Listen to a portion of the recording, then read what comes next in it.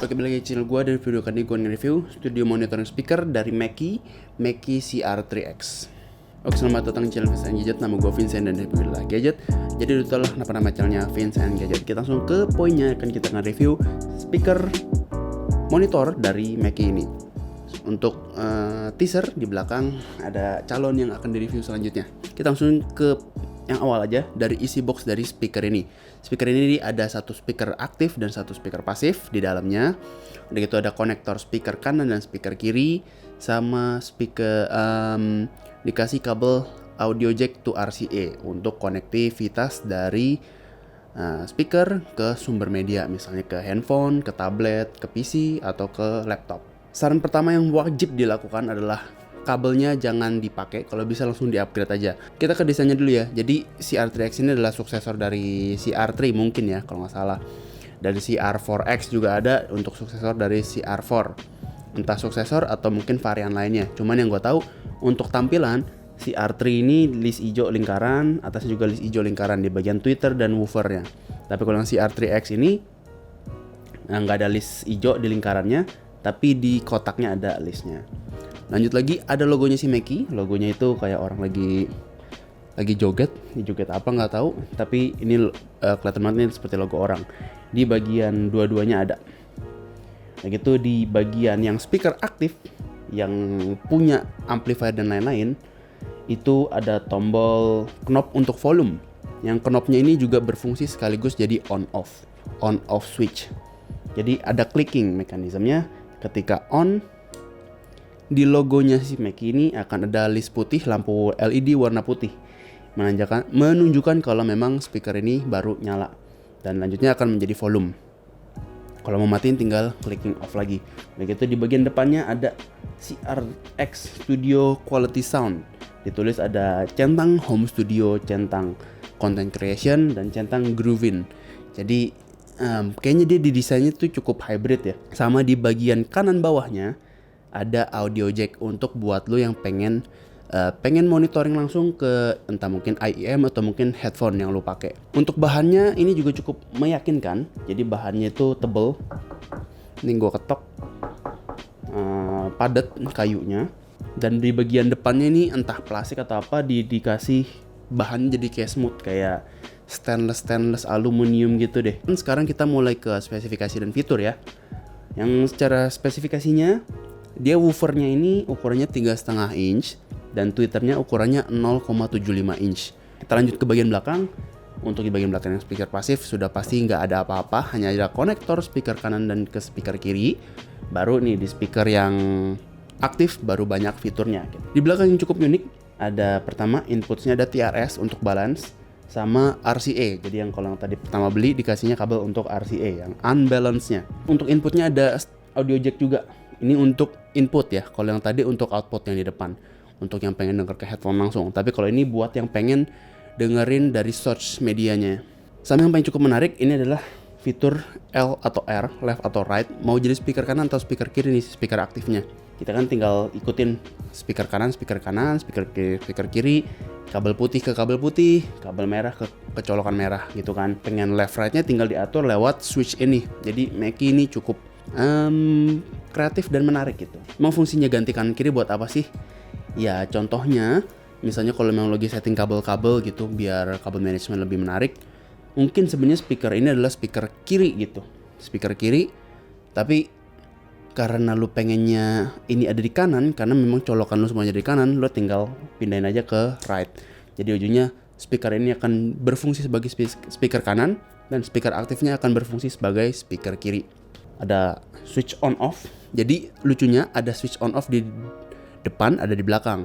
Saran gue untuk yang di belakang onin aja terus, tapi yang kita lebih mau aktifin atau non-aktifin lewat switch yang di depan yang dari volume itu satu knob. Oke, what's in the box, tampilan dan fitur semuanya udah gue jelasin. Sekarang kita langsung ke tes suaranya.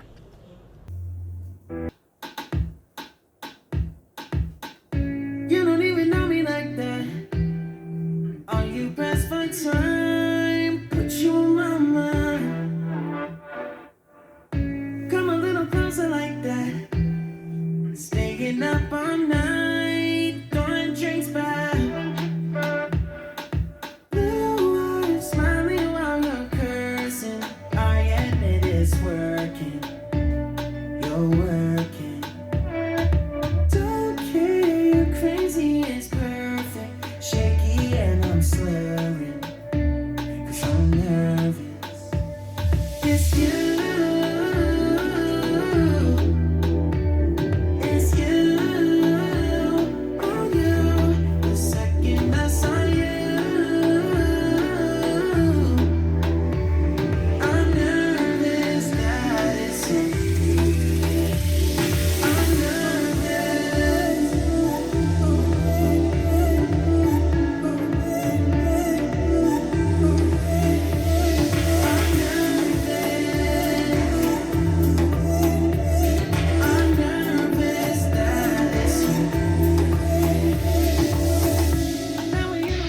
itu adalah hasil tes suaranya. Gimana menurut lu?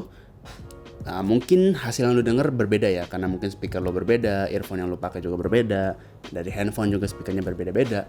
Tapi yang gue bisa jelasin, ini satu kata yang merepresentasikan dari speaker ini adalah sesuai dengan nama yang dia sebut, groovin. Suaranya cukup groove.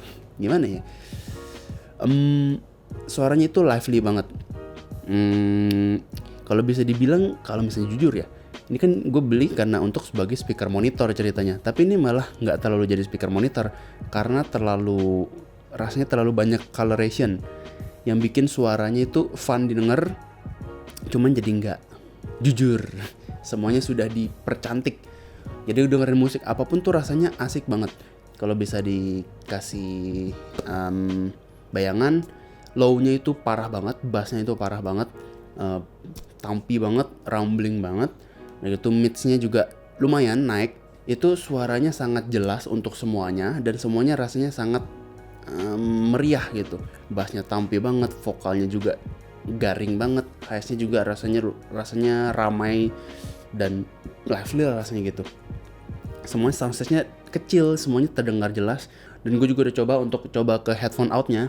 Ini amplifiernya gue bisa bilang sama. Jadi ciri khas suaranya itu yang keluar ke earphone yang lo pakai itu hasilnya sama. Itu yang bisa gue bilang. Tapi kalau gue bisa jadiin kelemahannya itu ada dua. Yang pertama adalah yang tadi, karena ini namanya adalah dijual sebagai speaker monitor, tapi untuk gue denger langsung ini rasanya terlalu groove, terlalu asik, terlalu musik gitu. Untuk musik tuh asik banget.